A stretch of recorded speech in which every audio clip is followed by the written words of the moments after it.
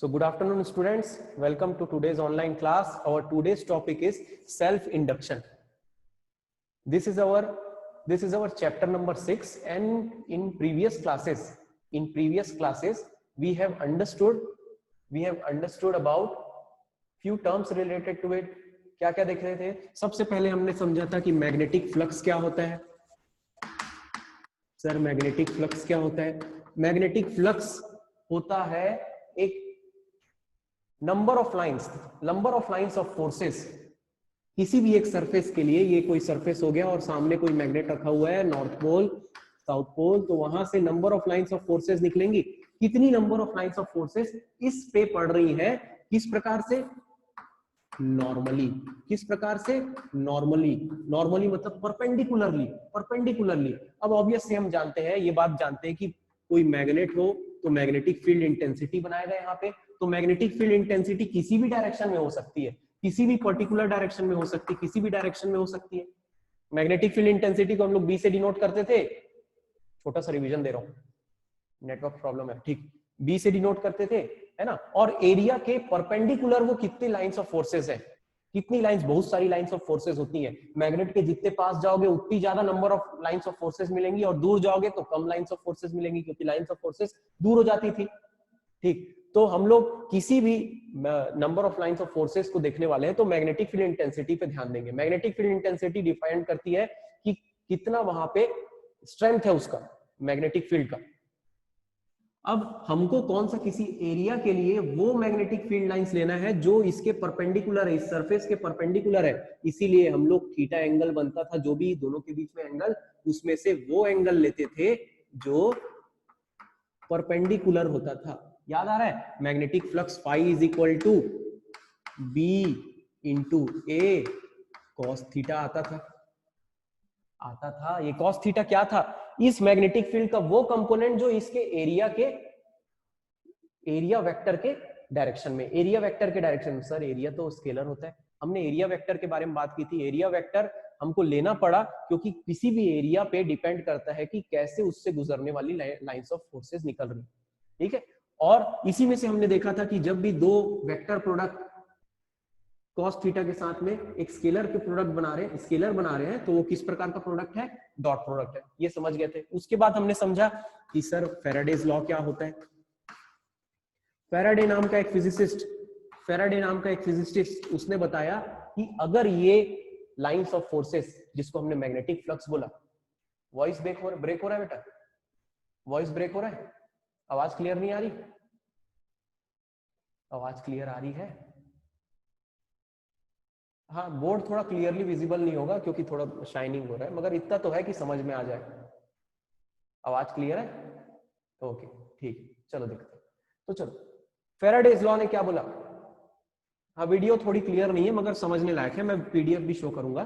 ठीक है, तो फैराडे लॉ ने क्या बोला? फैराडे ने बोला कि अगर number of lines of forces यानी मैग्नेटिक फ्लक्स चेंज हो जाए. कैसे चेंज हो सकता है? सर एक मैग्नेट को मैंने रखा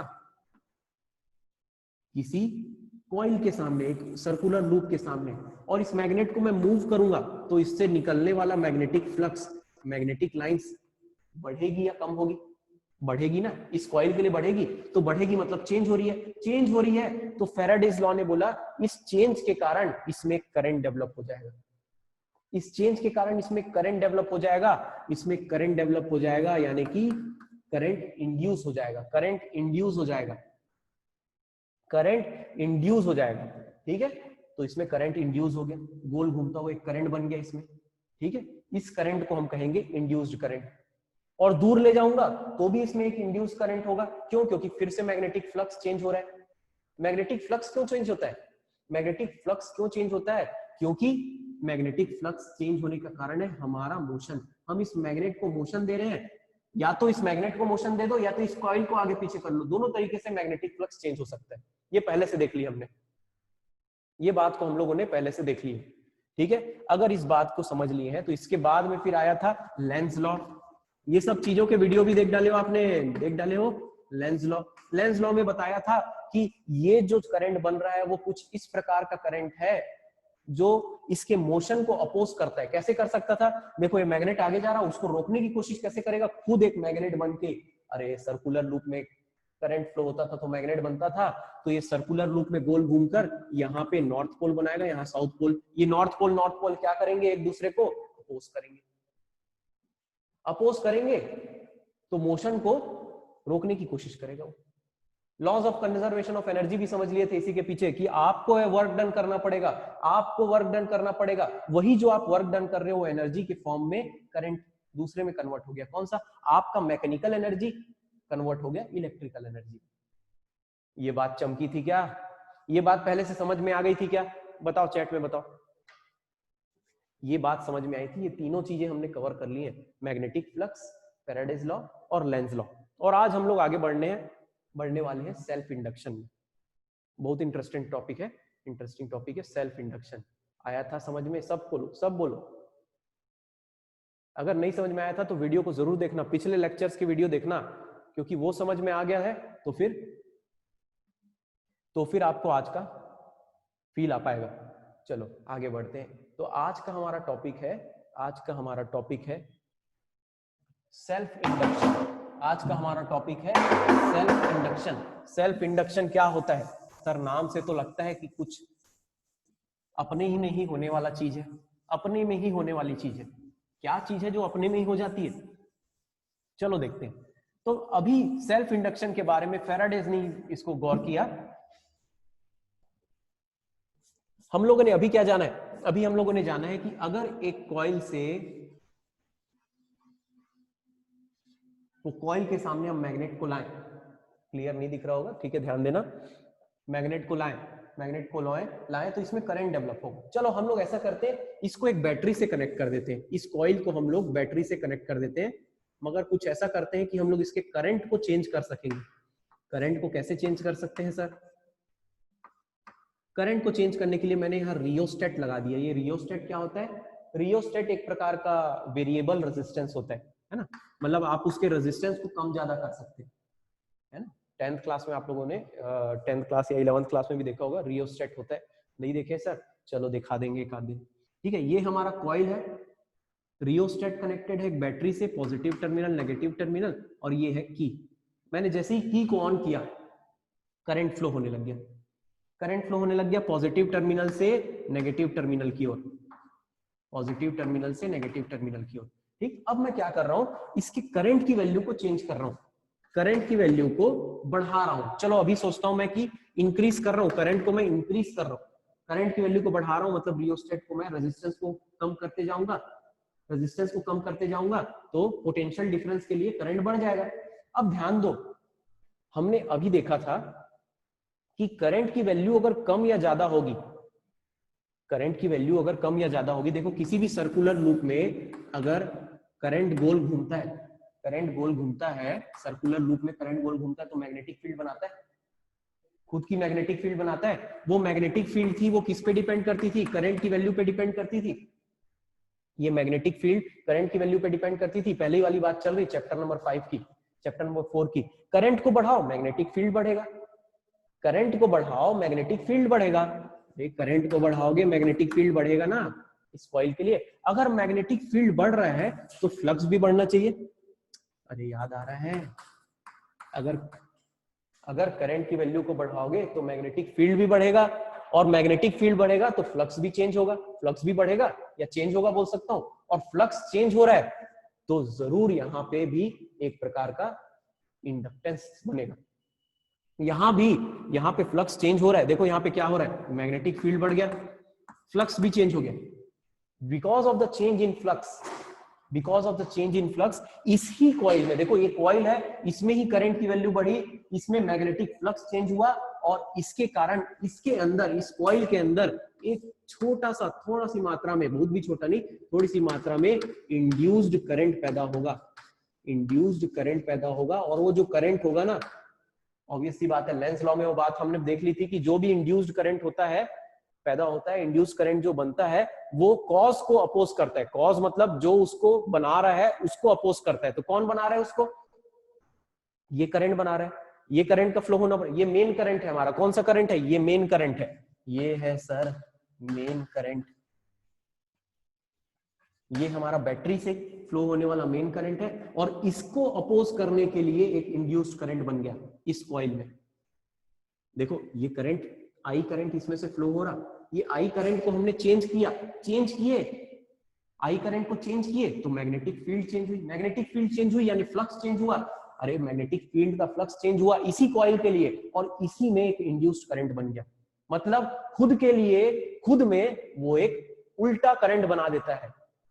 तो टोटल करंट जो है, जो टोटल करंट है यानी कि मेन करंट है, उसके अपोजिट एक इंड्यूस्ड करंट इसमें बन जाता है। तो इसीलिए जब आप रेजिस्टेंस को कम करें या फिर करंट की वैल्यू को बढ़ाएं तो उतनी मात्रा में वो स्पीड, उतनी अच्छे से वो करंट नहीं बढ़ पाता। यानी कि जब हम लोग करंट को ग्रो कर रहे हैं, करंट का ग्रोथ कर रहे हैं, करंट का ग्रोथ कर रहे हो आप, करंट को बढ़ा रहे हो, उसको अच्छे भाषा में बोलते हैं करंट का ग्रोथ कर रहे हैं।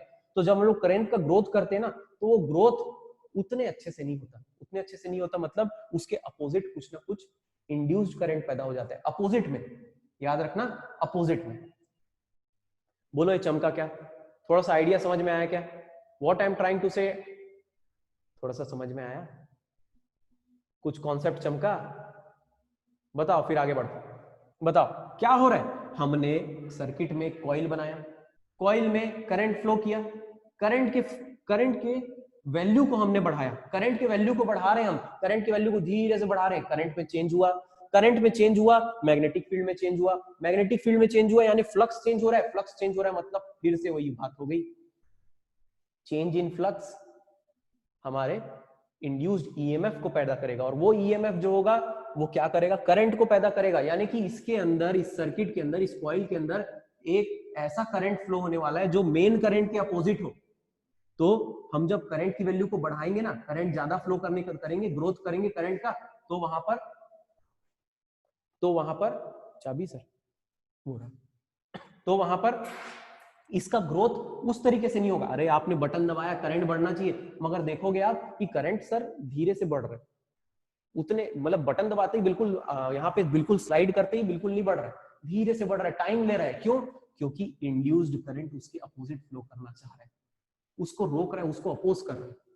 ये बात हुई। ऐसा ही तब भी होगा जब हम लोग करंट की वैल्यू को कम करेंगे। तो मैंने मेन करंट को कम करना है अब, तो कम करने को मैं क्या बोलता हूं? डीके, डीके बोलता हूं। क्या बोलता हूं? डीके। क्या बोलता हूं? कम करना, करंट को कम करना। मैं रेजिस्टेंस को बढ़ाऊंगा, अरे रियोस्टेट के रेजिस्टेंस को बढ़ाऊंगा, उसमें ना ऐसे स्लाइडर टाइप का रहता है, ऐसे स्लाइड करो तो उसका रेजिस्टेंस बढ़ जाता है, रेजिस्टेंस बढ़ गया तो करंट कम होगा, करंट जैसी कम होगा, आप करंट की वैल्यू जैसी कम होगी, करंट की वैल्यू जैसी ही कम होगी, देखो करंट की वैल्यू को मैं कम कर रहा हूं, करंट की वैल्यू कम हुई यानी मैग्नेटिक फील्ड की इंटेंसिटी कम हुई, मैग्नेटिक फील्ड की इंटेंसिटी कम हुई यानी फ्लक्स चेंज हो गया, फ्लक्स चेंज हो गया, फ्लक्स में कोई चेंज आया, फ्लक्स में फ्लक्स में कोई चेंज आया वैसे एक इंड्यूस्ड करंट पैदा हो जाएगा। थोड़ा सा अटका होगा, थोड़ा सा अभी वीडियो अटका होगा। देखो क्या बोला मैंने, देखो क्या बोला मैंने बोला कि मैं रेजिस्टेंस को बढ़ाऊंगा, रेजिस्टेंस को बढ़ाऊंगा तो करंट की वैल्यू कम होगी, करंट की वैल्यू कम हुई, करंट की वैल्यू कम हुई तो मैग्नेटिक फील्ड की इंटेंसिटी कम हुई, मैग्नेटिक फील्ड की इंटेंसिटी कम हुई यानी कि फ्लक्स चेंज हो गया। अरे फॉर्मूले में देखो ना, अरे B is directly proportional to I, इसको कम करोगे तो ये कम होगा, इसको बढ़ाओगे तो ये बढ़ेगा, इसके साथ में ये भी चेंज होगा, देखो फॉर्मूले पे डिपेंड करता है इसकी वैल्यू में, तो ये चेंज होगा और फ्लक्स में कोई भी चेंज आ जाए तो एक ईएमएफ इंड्यूस हो जाता है उसके अंदर, इस कॉइल के अंदर खुद से एक करंट डेवलप हो जाएगा, मगर वो करंट क्या करेगा? इसके कॉज को अपोज करेगा। ये करंट की वैल्यू को आप कम कर रहे हो ना, ये करंट की वैल्यू को कम कर रहे हो, वो कुछ अपोजिट करंट फ्लो कर देगा। आपने करंट तो ऐसा ही फ्लो हो रहा जी, करंट ऐसा ही फ्लो हो रहा है बिल्कुल पॉजिटिव टर्मिनल से नेगेटिव टर्मिनल, मगर करंट की वैल्यू को आपने कम किया, मगर इसके अंदर एक एडिशनल करंट पैदा हो जाएगा जो उसके करंट की डायरेक्शन में बढ़ रहा है, और इसीलिए जो डीके हो रहा है, आप करंट की वैल्यू को जो कम कर रहे हो वो उतने उस रेट से कम नहीं होगा। आपको लगेगा कि कुछ करंट है जो उसमें एड अप हो जा रहा है, वो कौन सा करंट है? Induced current. वो कौन सा करंट है? Induced current. बताओ हवा लगी? बताओ समझ में आया क्या यहाँ पे? बोलो बोलो, समझ में आया क्या बात हुई? यहाँ दोनों बात हुई, एक बार करंट को हमने बढ़ाया, एक बार करंट को कम भी किया, दोनों बात में क्या हो रही है? कि अपोजिट करंट पैदा हो जा रहा है, इंड्यूस हो जा रहा है, वो इंड्यूस्ड करंट, इस पूरे फिनोमिना को हम क्या कहते हैं? Self induction. इस पूरे फिनोमिना को हम क्या कहते हैं? Self induction. बोलो, सबका जवाब आना चाहिए। कुछ समझ में आया? कुछ समझ में आया? पीडीएफ में इसके नोट्स भी दे दूंगा मैं, है ना? क्या बात, मैंने जो जो बातें बोली वो पीडीएफ में लिखने लायक भी आ जाएंगी, क्वेश्चन भी बनता है इसमें से। बोलो, समझ में आया? क्या हो रहा है यहाँ पे? एक करंट पैदा हो रहा है भाई, एक करंट पैदा हो रहा है, अपने से एक करंट पैदा हो रहा है जो क्या कर रहा है? ग्रोथ और डीके। ग्रोथ का मतलब करंट को बढ़ाना, डीके का मतलब करंट को कम करना। तो ग्रोथ और डीके दोनों को रेट को, मतलब उसमें जो समय लग रहा है उसको कम कर दे, उसको बढ़ा दे रहा है। क्या करते हैं? आप करंट को बढ़ा रहे हो तो उसके अपोजिट एक करंट फ्लो कर देगा वो, और क्या करेगा? उसकी वैल्यू को धीरे धीरे बढ़ने देगा, उतने जल्दी नहीं बढ़ने देगा। क्यों? क्योंकि एक इंड्यूस्ड करंट पैदा हो गया अपोजिट डायरेक्शन में। और अगर आप करंट को कम करोगे, रेजिस्टेंस को कम ज्यादा करके, तो वो करंट, इंड्यूस्ड करंट उसके अपोजिट पैदा हो जाएगा। क्यों हो रहा है? क्योंकि मैग्नेटिक फ्लक्स चेंज हो रहा है। मैग्नेटिक फ्लक्स क्यों चेंज हो रहा है? क्योंकि मैग्नेटिक फील्ड में चेंज आ रहा है। मैग्नेटिक फील्ड में क्यों चेंज आ रहा है? क्योंकि सर करंट पे डिपेंड करता है वो। तो अगर ये बात समझ में आ गई तो अब इससे रिलेटेड कुछ फॉर्मूला डेरिवेशन भी देख लेते हैं। कोई बड़ी बात नहीं है इससे रिलेटेड। ये सेल्फ इंडक्टेंस, सेल्फ इंडक्शन जो है, इस फिनोमिना को हम लोग बोलते हैं, इस पूरी परिघटना को हम लोग सेल्फ इंडक्शन बोलते हैं। क्या बोलते हैं? This phenomena. क्या फिनोमिना? जिसमें एक इंड्यूस्ड करंट पैदा हो रहा है कॉइल के अंदर। इंड्यूस्ड करंट पैदा हो रहा है कॉइल के अंदर। कॉइल के अंदर ही होगा, वायर में नहीं होने वाला। क्यों? क्योंकि मैग्नेटिक फील्ड कॉइल में ही बनती है, मैग्नेटिक फील्ड सर्कुलर लूप में ही बनती है। जो इंड्यूस्ड करंट कैसा होगा?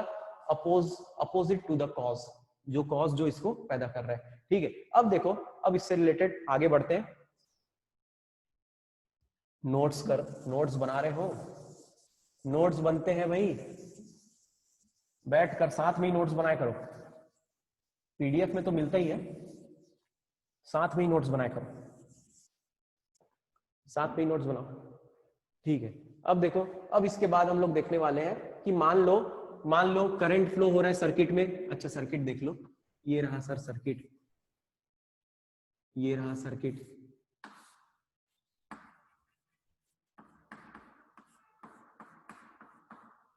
ये रहा हमारा circuit, positive terminal, negative terminal, I current flow हो रहा, RH हमारा रियोस्टेट है, B बैटरी है, K की है, और हमारा कॉइल है।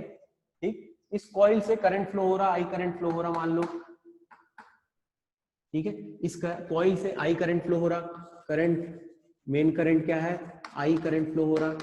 ठीक है, और करंट चेंज हो रहा है, करंट चेंज हो रहा है, और उसके कारण फ्लक्स इसमें से जो गुजर रहे हैं कॉइल से जो फ्लक्स गुजर रहा है, magnetic flux related, linked with the coil, magnetic flux linked with coil. इस कॉइल से रिलेटेड मैग्नेटिक फ्लक्स जो है, जो फ्लक्स जा रहा है वो फाई है मान लो। ठीक है, फाई है मान लो। ठीक है, अब देखो, ऐसा एक्सपेरिमेंटली देखा गया है कि फ्लक्स जो होता है वो डायरेक्टली प्रोपोर्शनल होता है करंट के। ऑब्वियस सी बात है, करंट की वैल्यू बढ़ाओगे मैग्नेटिक फील्ड बढ़ेगा। करंट की वैल्यू मैग्नेटिक फील्ड पे डिपेंड करती है, मैग्नेटिक फील्ड फ्लक्स में डिपेंड करता है। सबका फॉर्मूला याद आ रहा है? अरे बी का फॉर्मूला था, मैग्नेटिक फील्ड का फॉर्मूला आई से बनता था, आई करंट से बनता था, उसका बी से फॉर्मूला फिर फ्लक्स में से बन रहा है ना?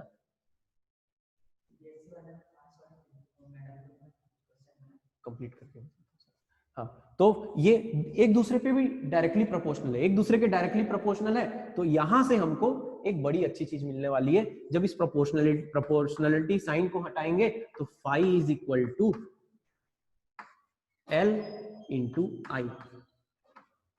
ये जो L है ना, ये प्रोपोर्शनलिटी कांस्टेंट है। क्या है ये L है सर, L है प्रोपोर्शनलिटी कांस्टेंट, प्रोपोर्शनलिटी कांस्टेंट।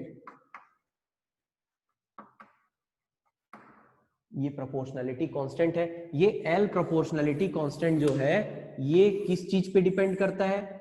ये डिपेंड करता है इस कॉइल पे, इस कॉइल के क्या चीज पर, इस कॉइल की कुछ चीजों पर, जैसे कि पहला किस चीज पर डिपेंड करता है, एल डिपेंड्स अपॉन, जो भी कांस्टेंट्स होते हैं ना वो जनरली डिपेंड करते हैं नेचर ऑफ द जो भी चीजें वहां पे लगी हुई है। तो नेचर पहला क्या है, इसका शेप और साइज, शेप और साइज ऑफ कॉइल, शेप और साइज ऑफ कॉइल। दूसरा ये जो डिपेंड करता है वो है मीडियम, यहां पे बीच में क्या है ऐसा कुछ में, तो medium of coil, medium of coil में भी डिपेंड करता है। और साथ में एक और चीज पे डिपेंड करता है, कम जगह दिखा रहा हूं, ये है नंबर ऑफ टर्न्स, कितने नंबर ऑफ टर्न्स है, number of turns, number of turns बढ़ेंगे तो मैग्नेटिक फील्ड भी बढ़ेगा, मैग्नेटिक फील्ड बढ़ेगा तो फाई की वैल्यू में भी चेंज आएगा, है ना। तो उस हिसाब से क्या हो रहा है, ये जो एल जो इसको हम लोग क्या बोलते हैं, प्रोपोर्शनलिटी कांस्टेंट है, और इसी चीज को हम लोग बोलते हैं self inductance, self inductance, self inductance. L जो हमारा प्रोपोर्शनलिटी कांस्टेंट मिला है, जो डिपेंड करता है किसी कॉइल पर कि उसके कॉइल में कितने नंबर ऑफ टर्न्स है, कैसा उसका शेप और साइज है, और उसके बीच में क्या मीडियम है, इन सब पे डिपेंड करता है। और ये सेल्फ इंडक्टेंस क्या चीज थी, सेल्फ इंडक्शन क्या चीज थी, जो अपोजिट करंट पैदा कर रहा था, वो रुकावट पैदा कर रहा था, opposition to the main current पैदा कर रहा था, वो था इंडक्टेंस, सॉरी वो था सेल्फ इंडक्शन। और उसके कारण जो ये फिनोमिना हो रहा है वो कहलाएगा सेल्फ इंडक्शन। और ये जो है, जो सेल्फ इंडक्शन पैदा कर रहा है उसको बोलते हैं सेल्फ इंडक्टेंस, सेल्फ इंडक्टेंस। तो ये एल हमारा सेल्फ इंडक्टेंस है, एल हमारा सेल्फ इंडक्टेंस है। तो चलो अभी देखो आप लोगों ने क्या क्या देख डाला है, अभी देखो आप लोगों ने क्या क्या देख डाला है, आप लोगों ने रेजिस्टेंस क्या होता है देख डाला, कैपेसिटेंस क्या होता है देख डाला, और आज देख लिया आप लोग कि इंडक्टेंस क्या होता है, सेल्फ इंडक्टेंस क्या होता है, एल सेल्फ इंडक्टेंस क्या होता है। ठीक, अभी देखो ये फॉर्मूला हमारे को याद रखना है हमको, phi is equal to L into I, phi is equal to L into I, याद रहेगा, समझ में आया, ये समझ में आया क्या, बताओ आगे बढ़े, बोलो ये समझ में आया, बताओ हाँ या ना। क्या हो रहा है देखो, अरे हमको मालूम है जो मैग्नेटिक फ्लक्स होता है वो करंट पे डिपेंड करेगा। क्यों करंट पे डिपेंड करेगा, क्यों क्यों क्यों करंट पे डिपेंड करेगा, क्योंकि करंट जो है वो मैग्नेटिक फील्ड जनरेट कर रहा है। अगर मैग्नेटिक फील्ड जनरेट हो रही है तो मैग्नेटिक फील्ड फ्लक्स पे डिपेंड करती है, तो एक दूसरे से इंटररिलेटेड है, flux is directly proportional to the current. और इन दोनों के रिलेशन से हमको एक नया फिजिकल क्वांटिटी मिला, फिजिकल क्वांटिटी वो क्या है, मैग्नेटिक सेल्फ इंडक्टेंस। ये जो सेल्फ इंडक्टेंस है वो डिपेंड करता है कि किस साइज या शेप का अपना कॉइल है, कॉइल में ही पैदा होना है, ये याद रखना, ये सेल्फ इंडक्टेंस जो है एल, ये कॉइल में ही पैदा होना है। तो ये इसमें डिपेंड करता है साइज एंड उसके साइज एंड शेप में, और मीडियम ऑफ द कॉइल, इसके बीच में क्या मीडियम है, और number of the turns, number of the turns. ठीक, अब देखो कुछ और इससे रिलेटेड एक फॉर्मूला बन जाए जो पोटेंशियल डिफरेंस और करंट पे डिपेंड करे। तो हम लोग पहले से जानते हैं किधर किया जाए, यहीं पे समझते हैं। हमारा अभी क्या फॉर्मूला बना, phi is equal to L into I, phi is equal to L into I.